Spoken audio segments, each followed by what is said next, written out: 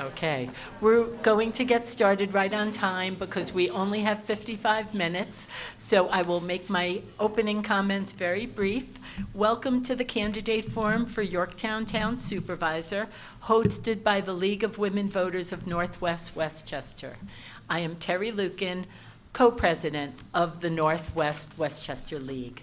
Since 1920, the League of Women Voters has been a nonpartisan grassroots organization working to protect and expand voting rights and ensure everyone is represented in our democracy.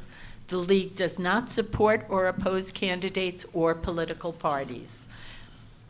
Membership is open to everyone, 16 years and older.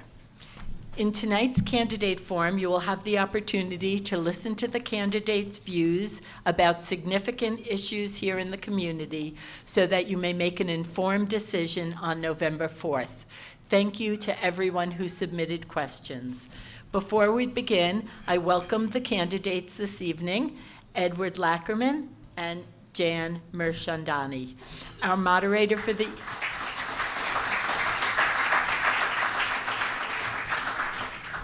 Our moderator for the evening is John Stossel, and our timekeeper is Kim Stucco.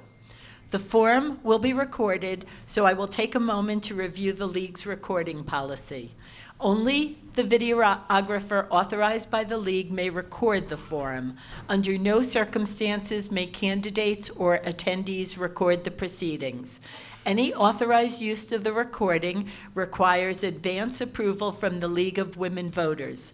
Only licensed media, including TV, radio, and newspapers, as per the FCC, may view segments of it. Everyone else will have to post the whole thing.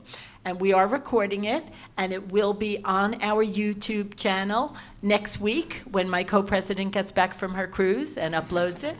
And thank you very much for coming. There is information about the League, including our website address if you'd like to view the recordings.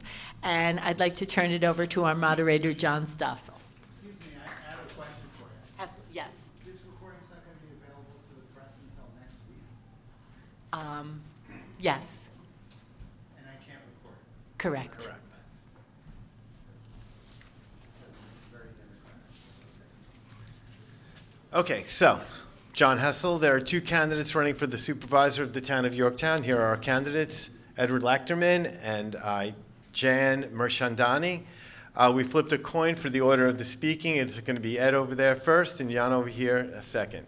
Each candidate has 2 minutes to make an opening statement. Each candidate will have a minute and a half to respond to each question. Each candidate has the opportunity for two 30-second rebuttals during the debate, and rebuttals are not to be used during the opening and closing statements. Questions were submitted by the public prior to the event and were reviewed by the League. We're not taking questions from the audience tonight. The moderator, me, will have the right to rule on all questions and may restate the question. If a candidate would like me to repeat the question, just ask me to repeat the question and I will certainly do that. The candidates may not interrupt each other or, of course, or make personal attacks. After the question period, there will be closing statements in the opposite order of the opening statement. Each candidate will have 2 minutes for the closing statement. Our timekeeper will hold up a warning sign when there are 30 seconds left time remaining and a stop sign when it's ready to stop. I'll let you finish your sentence and then that's it. Video recording is prohibited. Silence all your cell phones. Hold all applause to the end of the forum. If you ever find out the score of the Yankee game, please don't mention it to any of you. You don't know who's recording it, okay? And we're ready. Ed, are you ready for your opening statement? I am, John. Thank you. Go ahead. Good evening, and thank you to the League of Women Voters for hosting this forum, our moderator for leading this discussion, and everyone here for being engaged citizens. I also want to thank my opponent for participating tonight. My name is Ed Lachterman, and I'm honored to serve as a supervisor of Yorktown. For 10 years, I've served on the town board, and since January of last year, I've had the privilege of leading our town after the loss of my friend and predecessor, Tom Diana. My goal has always been to continue his legacy of service and deliver real results for our community, or as Tom used to say, get it done. What sets me apart in this race is simple: experience and results. In government, knowing how to get things done matters, and I've been doing it for a decade. We've revitalized Yorktown, transforming the Yorktown Green and Lowe's shopping centers from empty properties into thriving destinations.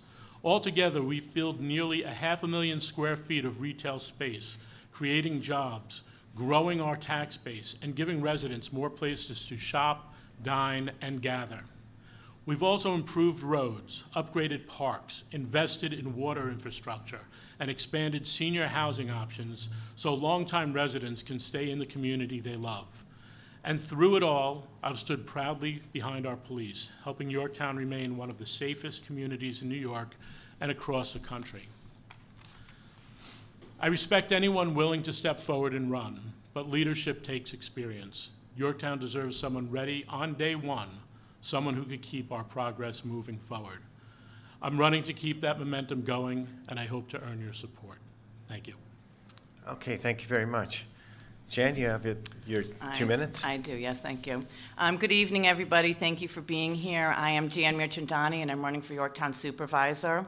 I've been a proud Yorktown resident for over 20 years. My 2 children have graduated from Yorktown High School, and like many of you, I'm invested in this community's future because it's my home. But I'm running because Yorktown deserves better leadership than what we've seen. Last year, residents saw a 7.4% tax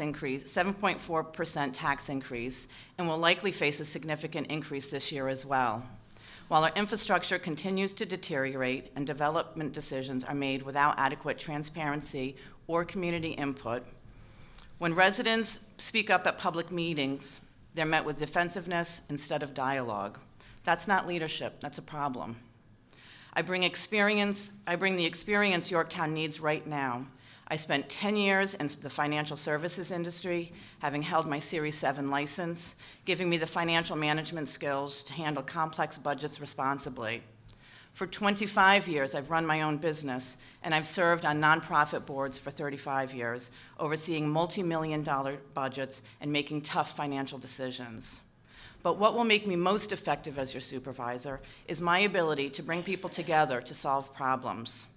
When I was asked to chair the program fee task force for a nonprofit I was serving with, a contentious issue involving competing interests, I brought stakeholders to the table, I listened to all sides, I found common ground and delivered solutions. That's the approach I'll bring to Town Hall: fiscal responsibility, transparency, and genuine collaboration. Yorktown needs a supervisor who will listen, lead with integrity, and put residents first. I'm looking forward to a robust debate tonight about Yorktown's future and earning your trust and hopefully your vote. Thank you. Okay, thank you. So based on our order from the coin flip, Jan, you're going to get the question right now. Okay. Describe your qualifications and experience for this office. Explain your reasons for running. As town supervisor, how would you be an asset to the Yorktown community? Thank you. Well, as I've already mentioned, I have spent 25 years running my own business. Prior to that, I spent 10 years in the financial services industry for multinational asset management companies. I've spent 35 years, virtually my entire adult life, serving on nonprofit boards, and I have served as a trustee for multi-million-dollar trusts. And so I do bring that experience, but really I think my biggest asset is my ability to work with people of competing interests, of competing perspectives, and bringing them together to come up with collaborative solutions. I don't take offense at people's suggestions. In fact, I always use the example of I have a client that I work with, and we would very often have very robust conversations trying to come up with a solution, and he would say A, I would say B. He would say C, I would say D. And in the end, what we would end up with is a much stronger collaborative solution because we were able to bring our perspectives to the table, have respect, have that respectful back and forth, and come up with a stronger solution than either one of us could have come up with on our own.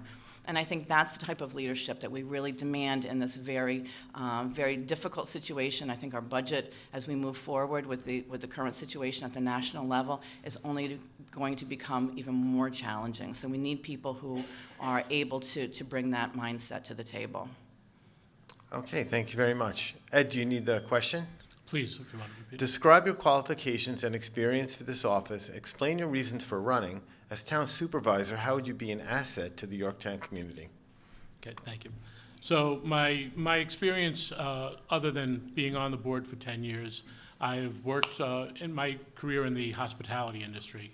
My last hospitality industry job, I was a director of operations, responsible for $125 million in sales as part of a team. Underneath me, I had a team of 36 managers that we worked collaboratively in solving the problems, figuring out the way to make the restaurants profitable, as well as taking care of the guests. We've worked through some tough times in budget, and we've needed to make sure that we were able to keep our product standards similar to the issues we have today. You know, prices go up in different areas, and we have to fight to make that happen the right way. I also own 2 businesses myself right now with my wife. My wife has been more of the operator in one, and the other one we have a manager who operates. But it's all management, and it's working with people and having the trust in your departments and your management to make sure things happen. My reason for running, honestly, was as a citizen back in 2015, I experienced some things I didn't like in government, and I felt the need to step up and have my voice be heard. I do let my voice be heard. As people know, my cell phone is on the website, so I listen to the voices. I talk to everyone. I never care about what party affiliation someone has, but what is their problem and how can we help. Okay, thank you very much. Ed, you get this next question. What are the most important challenges facing Yorktown, and how do you propose to address them? So we've been addressing a lot of these problems already. We have rising costs in insurance, rising costs in electric and gas. All of our labor goes up. All of our supplies have gone up. Just as everyone has a higher Con Ed or NYSEG bill, so does the town, and we need to budget for that. Yes, last year we had a budget increase of 6.4, I think, but it adjusted a little higher. It was $144 for the average household. We get 10% of your tax dollars. 70% goes to the school, 12% goes to the county. So we need to make things happen with that, and we've done a lot with the money that we have. The town has, since COVID, we've put just shy of $10 million into our roads, $3.4 million into our parks. We take the money, we put it back in. I have been told by department heads that we have never, as a town, invested as much into the infrastructure and the services that we have this past 5 years. This year in particular, we've had the new pickleball courts, we've had turf replacements, we've had playground replacements, lots of road improvements, and we have the big improvement that's a private-public partnership over on Route 118 and Underhill. So we've been doing a lot with the money. We will continue to, and we will keep fighting for the taxpayers of Yorktown. Okay, thank you very much. Do I get the rebuttal, or do I get the question? I'll give you the question. Oh, okay, all right. What are the most important challenges facing Yorktown, and how do you propose to address them? Yeah, I think one of the most important challenges facing Yorktown is certainly our overdevelopment. It's something that we have been talking about across the community, from the northern tip of Yorktown to the southern tip of Yorktown. People are very concerned. Many of us have moved up from the Bronx or Yonkers, and we bought our homes here for the quality of life. And what we're seeing is tax giveaways through the 485B tax exemption program. We're the only community in the northern in the region that has that. It's a commercial tax exemption for commercial developers. That's basically shifting the tax burden from the commercial developers onto the residents. And what we're getting for that is developments like Underhill Farms. It's an overly dense area, not in proportion with the neighboring areas. And the community benefit that we're being sold is the infrastructure.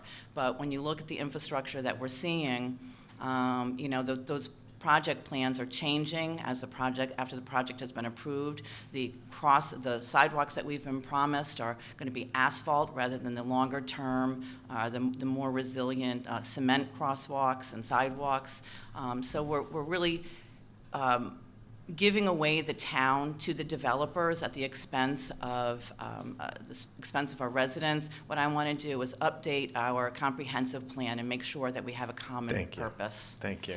I'll take a rebuttal on that. Okay, go right ahead. 30 seconds. So I think we need to learn the difference between blight and revitalization.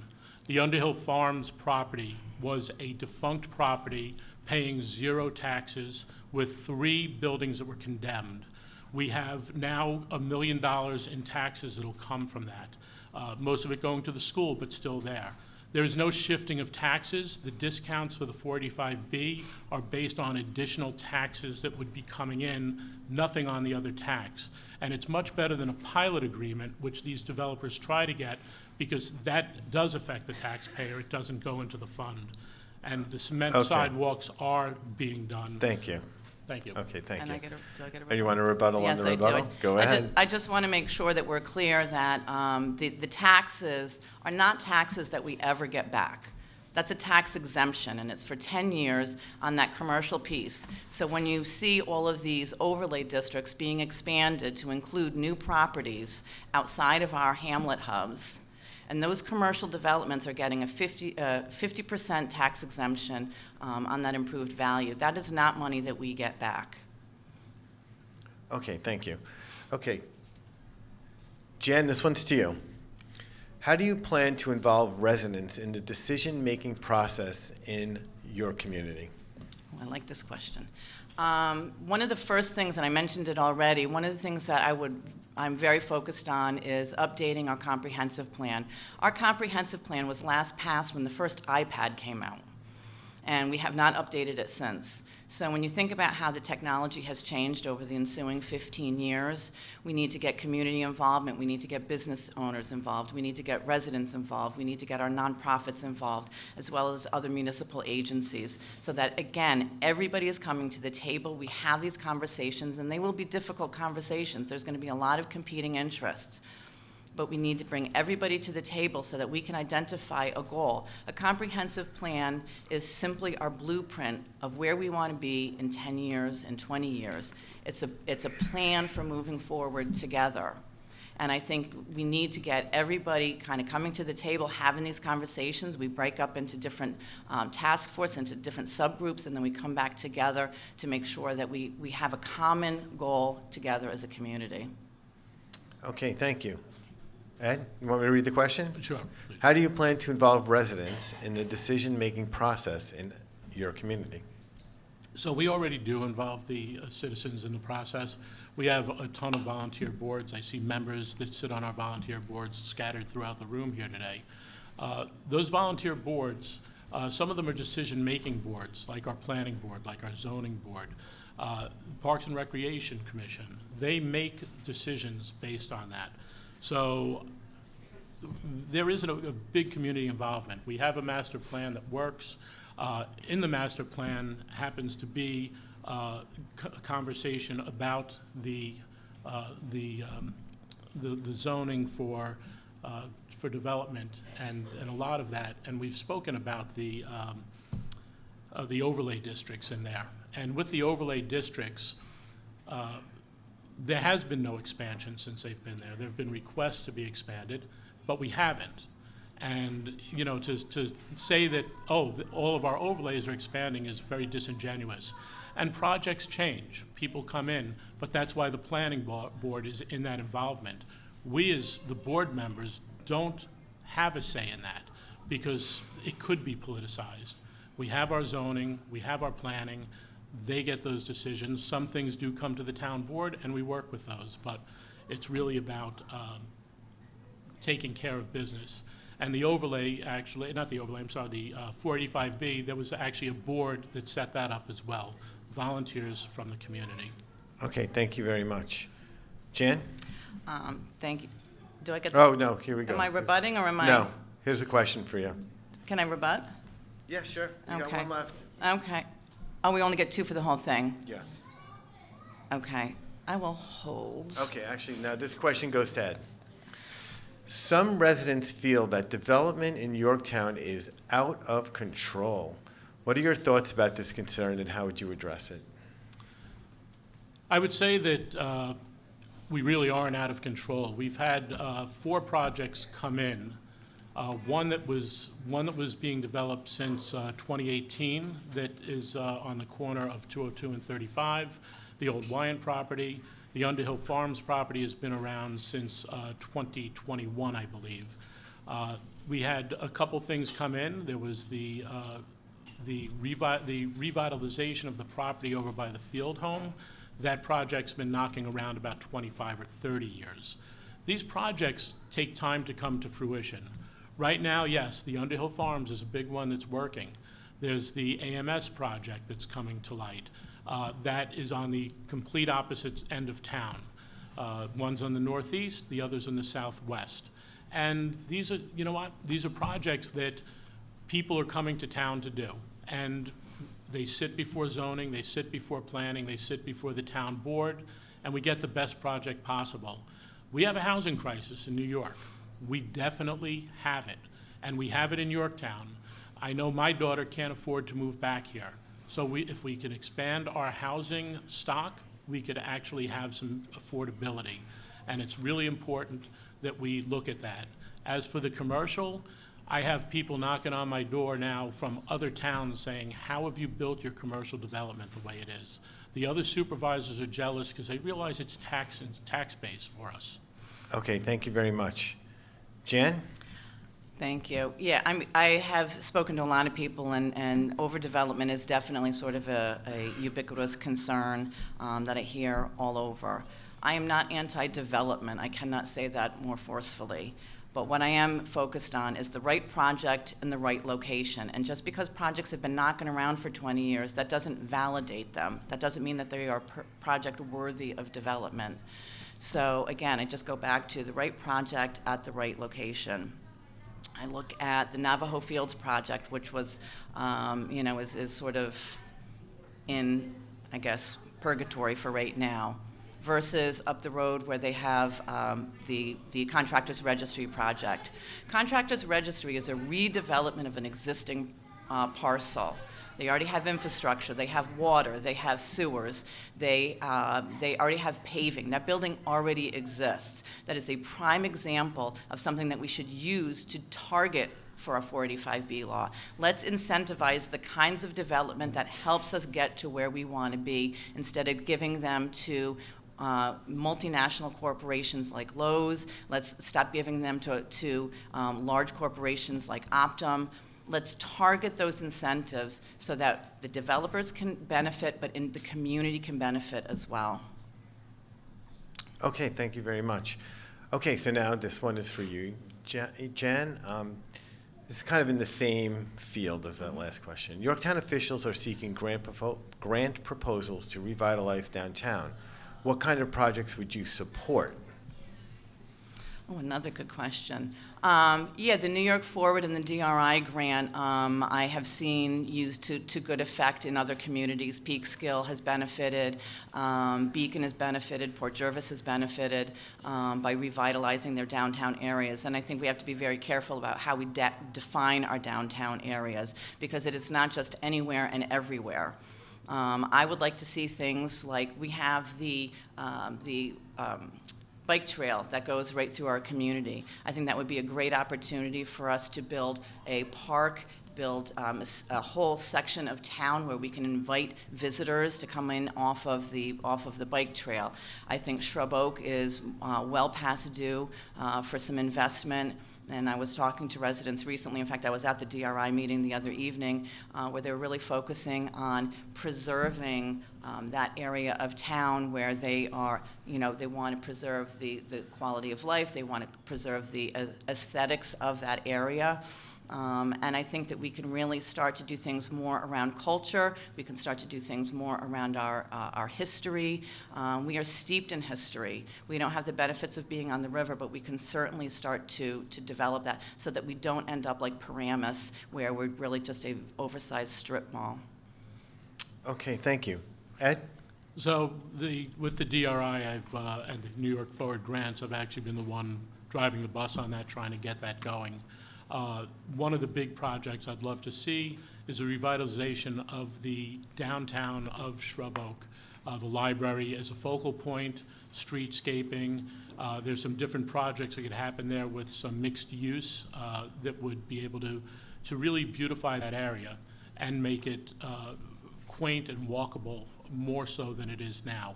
You have the old Acme Center there, which could use a ton of revitalization. There are a lot of projects there. We have projects on this side of town. We have some streetscaping things that we could do, and hopefully this could open the door for more grants, and that's the goal of having a grant writer that my administration hired last year.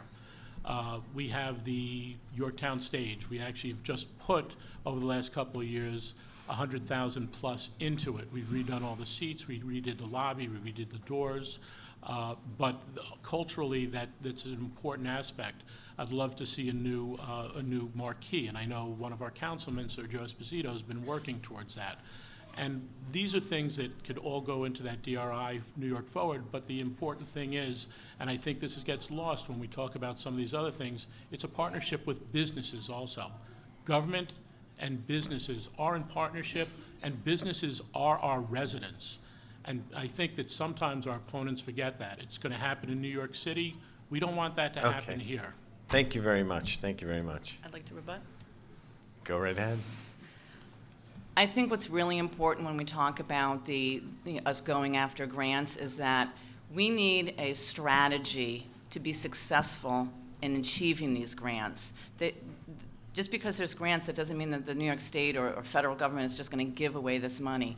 They need proof of concept. You need to be able to prove that you can actually effectively use these grants. And I would just simply point to the fact that we had ARPA money many years ago for a streetscape that has not had any investment done, not a shovel in the ground in terms of even using that money. Okay, thank you. Okay, Ed, this question is for you. Issues such as flooding, drainage problems, and water main breaks are a regular topic for Yorktown residents on social media. How do you plan to address these issues in your infrastructure plan?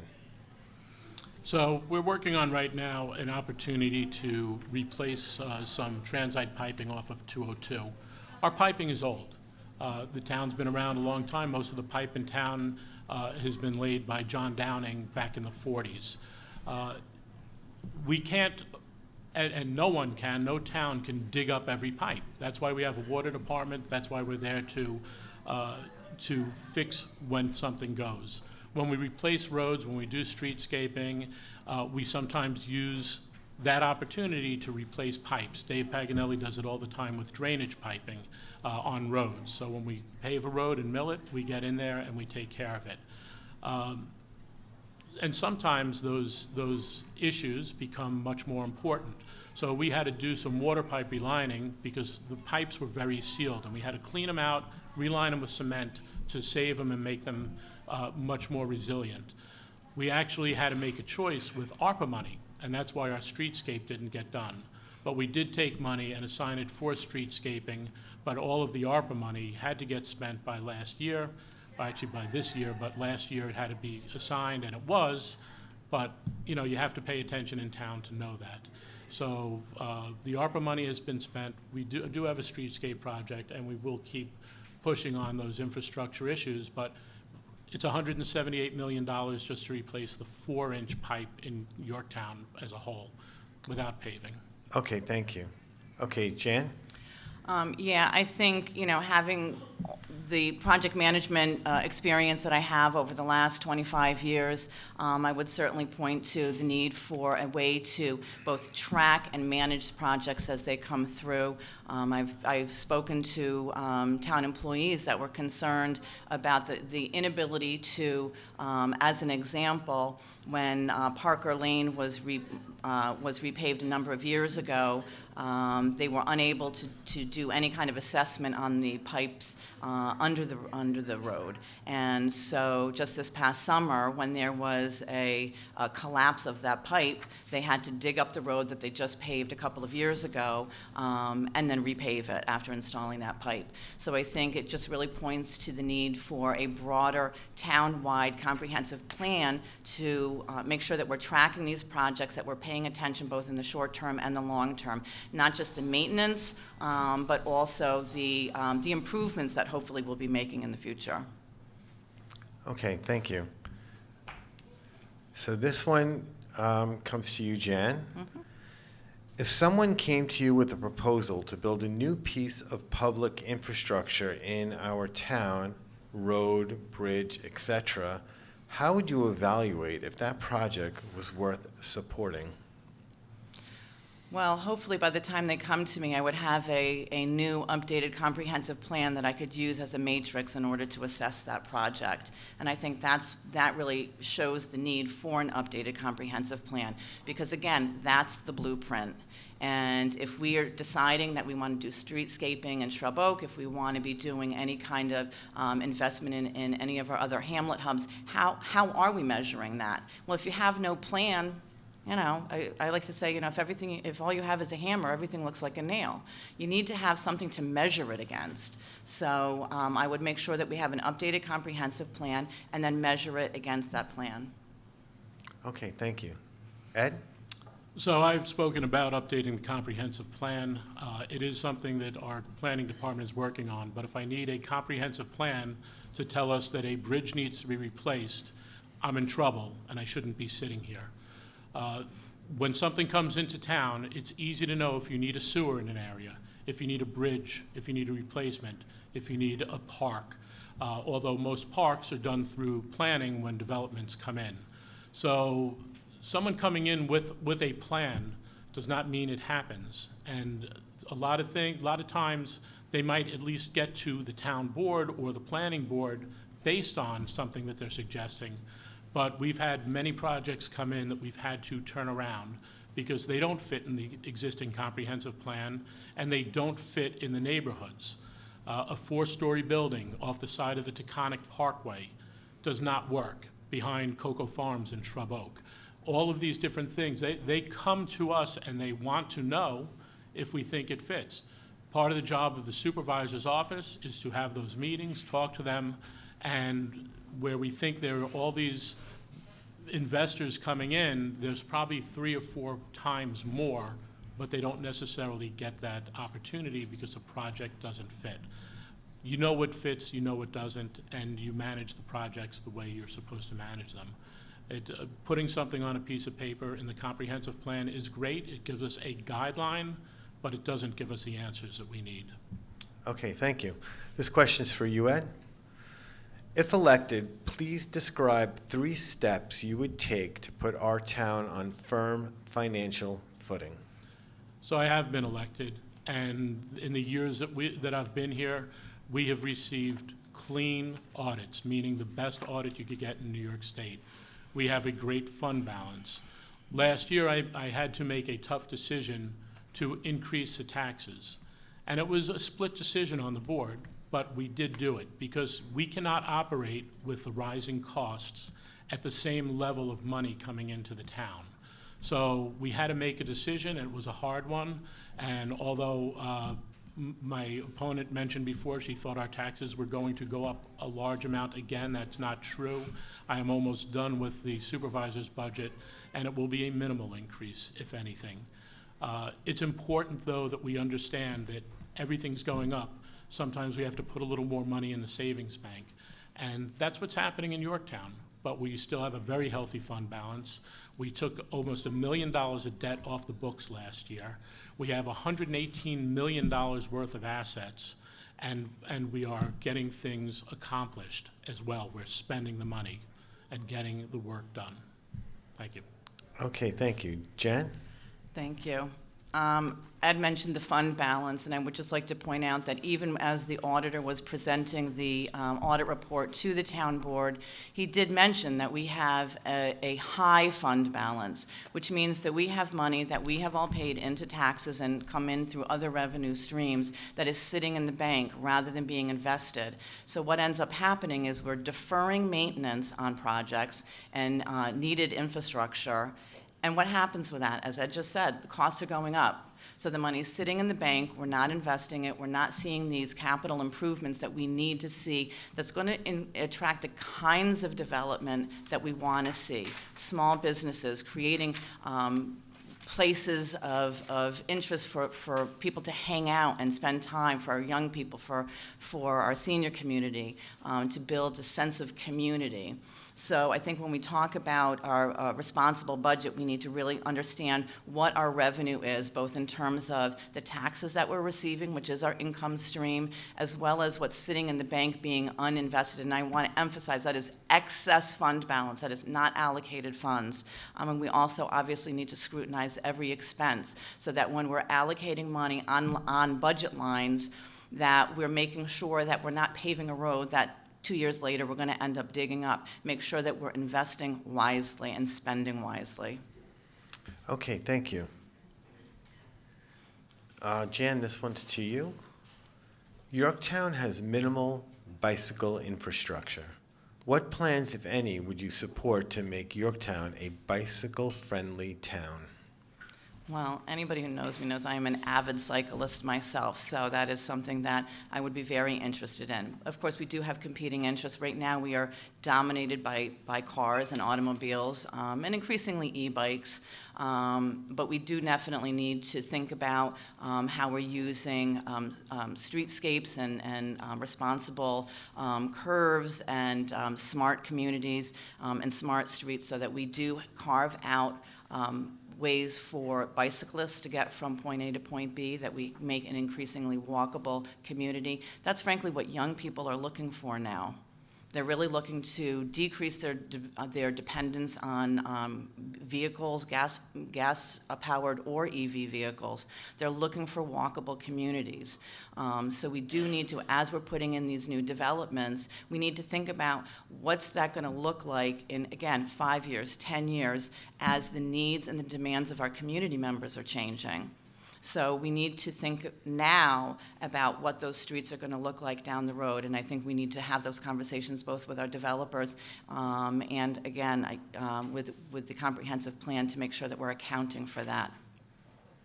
Okay, thank you. Ed? So it's in the streetscaping to look at bicycles, and we do have the county bike trail that runs through the center of town. And we've done some great work. I know Councilwoman Siegel's here on the trailways and expanding our trailways where the motorized dirt bikes or the e-dirt bikes can go and people could ride through there. We've connected the trailway all the way up to Bear Mountain State Park, which gives us some great riding opportunity. But really, it's already in our comprehensive plan. One of the first things that I mentioned to our planning director was, hey, when we do the streetscape, we really need sidewalks, we really need bicycle lanes, and we really need nice lights, because we want the town to be quaint. That'll come out of fund balance, because we can use some of that stuff, and that's actually allocated fund balance that we have. What my opponent failed to explain, though, is that every part of the town has its own fund balance. So sewer has its own fund balance, water has its own fund balance. There's separate taxing entities. I can't take our general fund balance and put it into the sewer, because the general fund balance comes from everyone. And if you're not in that sewer district, I can't take your money and use it somewhere, which is appropriate. The money is at least gaining interest, and we have spent a tremendous amount of money. This year actually was probably the least we've put to fund balance in the last 5 years. Okay, thank you very much. This question starts with you, Ed. Please describe your plans, if any, to support individuals who want to start a small business in Yorktown. So I am a member of the Chamber of Commerce, the Hudson Valley Gateway Chamber. I served on the board of the Yorktown Chamber of Commerce when it was in existence.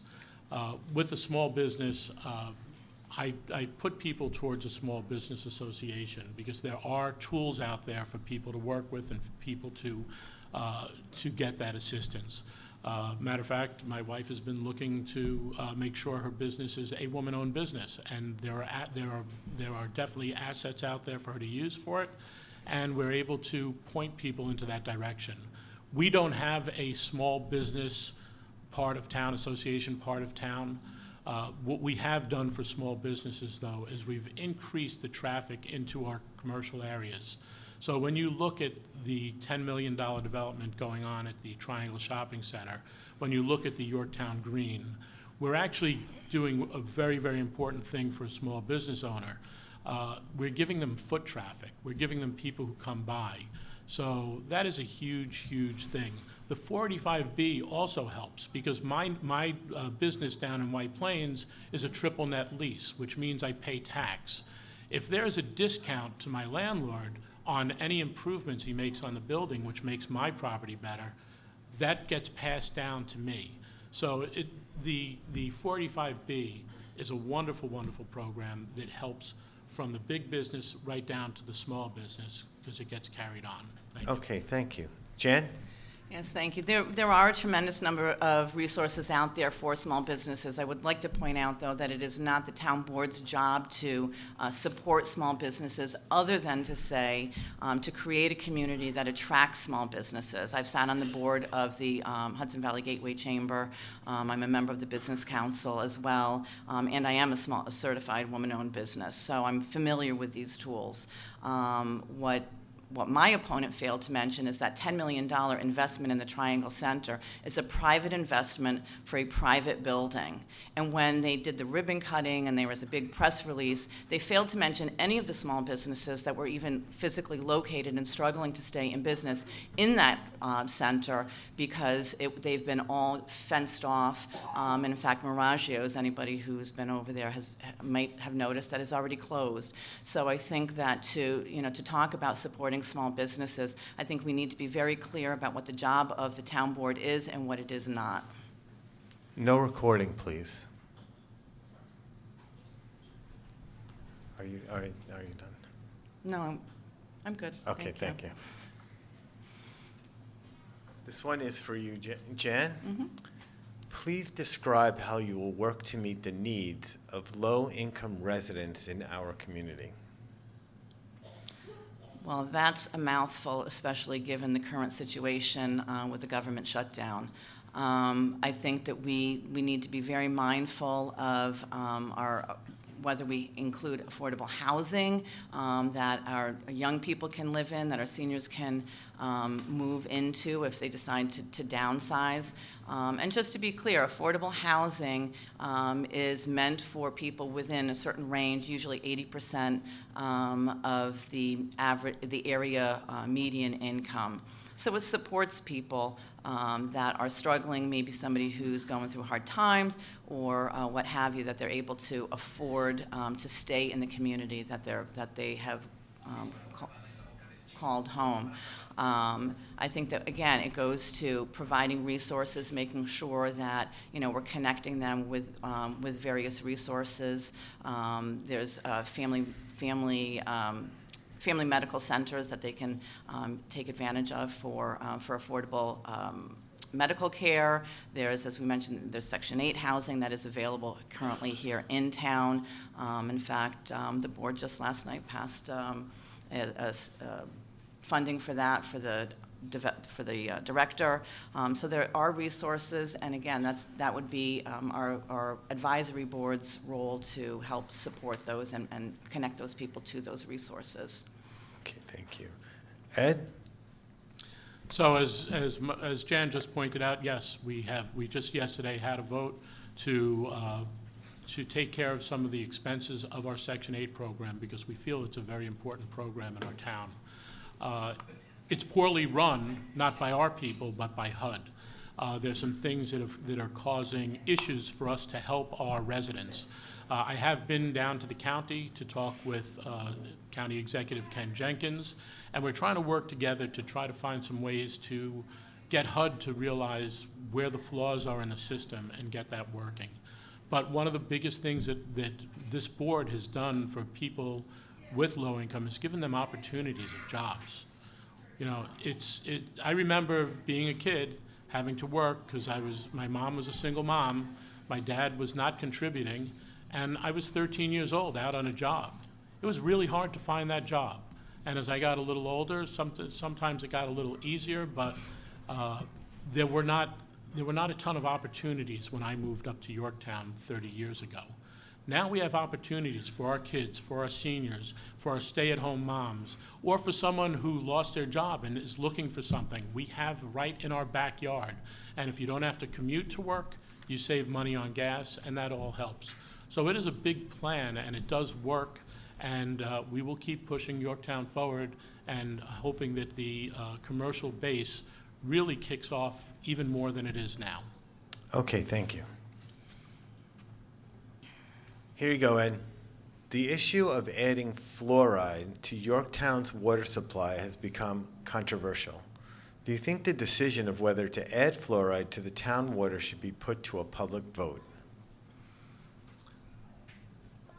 Personally, no, but if the board wanted to suggest that and have a public hearing, we could do that.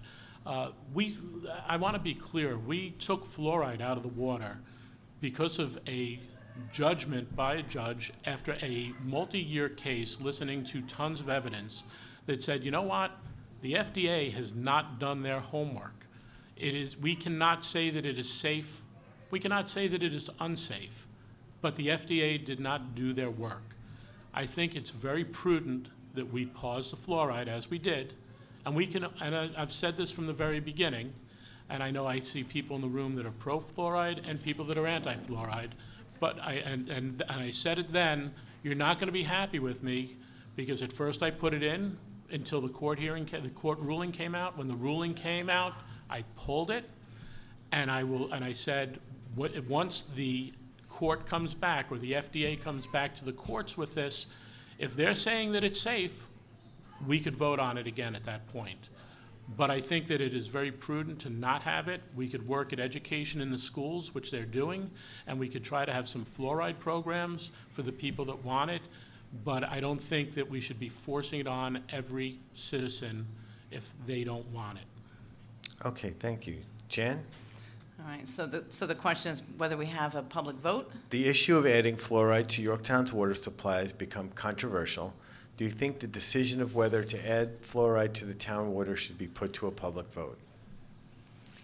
I would not have an issue with a public vote, but it seems unnecessary, and I do believe that there have been the preponderance of scientific evidence points to the beneficial nature and of having fluoride in the water. But should it come to a public vote, I would not oppose it. Okay, that's it. Okay, Yeah. so that was our last question, and it's time for closing statements. Jan, you have the first closing statement, and you have 2 minutes. Okay. Well, first I want to thank everybody for coming. There's probably a million things, especially for Yankee fans, to be doing tonight, and you took the time to come and be here, so I appreciate that. I want to thank the moderators and the League of Women Voters for organizing this event. Tonight you've heard about past accomplishments and present challenges. Now let me talk about what I see as Yorktown's future.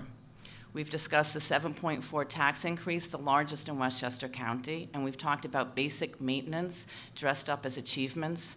But the real issue isn't just what hasn't been done, it's what we could be doing. Here's my vision for Yorktown. I see a town with a real capital plan, not a list, but a strategic roadmap that addresses our crumbling culverts and bridges before we're forced to close streets and inconvenience residents. A plan that uses our $24 million excess fund balance wisely to eliminate the need for borrowing and tax increases. I see a Yorktown that's more affordable, where the teachers who educate our children, the first responders who keep us safe, and the young families who grew up here can actually afford to live here, and our seniors can afford to stay. That means making tough choices about spending and pursuing every grant opportunity and positioning ourselves to win those grants. I see town board meetings where residents are heard, not just tolerated, where community input shapes decisions instead of being treated as an inconvenience, where transparency isn't just a talking point, it's how we govern. This isn't wishful thinking, it's what I've done for 35 years, bringing stakeholders together, finding common ground, and delivering results. Whether leading the program fee task force or serving on nonprofit executive boards, I've proven that I can listen, build consensus, and make the tough financial decisions. I'm honored to have earned the endorsement not only of the Yorktown Democratic Committee, but also the Working Families Party, the endorsement of Laborers Local 235, the Westchester Central Labor Body, SWAC PAC, and Eleanor's Legacy. Okay, thank you very much. Ed? Well, thank you again to the League of Women Voters, our moderator, John, thank you. Everyone in the audience, and to my opponent for taking part in tonight's discussion. You've heard a lot tonight, but I hope one thing is clear. I bring experience that gets results. For 10 years, I've served Yorktown on the town board, and since January 2024, I've had the privilege of serving as your supervisor. Under my leadership, we've delivered real progress. We're seeing a revitalized Yorktown Green Shopping Center, once a symbol of decline, now transformed into a destination for residents and visitors alike. The Lowe's Shopping Center has also been brought to life, filling previously empty and blighted land with new businesses that serve our community and strengthen our economy. Altogether, we filled nearly 500,000 square feet of empty and new retail space, creating jobs, boosting revenue, and bringing new energy to Yorktown. We've invested in our roads, our parks, and our water infrastructure, and we're actively addressing the housing shortage with senior and senior-friendly developments so that every generation can continue to call Yorktown home. And thanks to our unwavering support for law enforcement, Yorktown remains one of the safest communities in New York and across the country. My opponent may have ideas, but I have the experience to make them happen. Governing takes more than good information and intentions. It takes the know-how to navigate budgets, projects, and real-world challenges. Yorktown's future is bright, and with steady leadership, we can keep moving forward. I'd be honored to have your support and your vote this November. Thank you again for the opportunity to serve. Okay, thank you, everyone. Let's go ahead.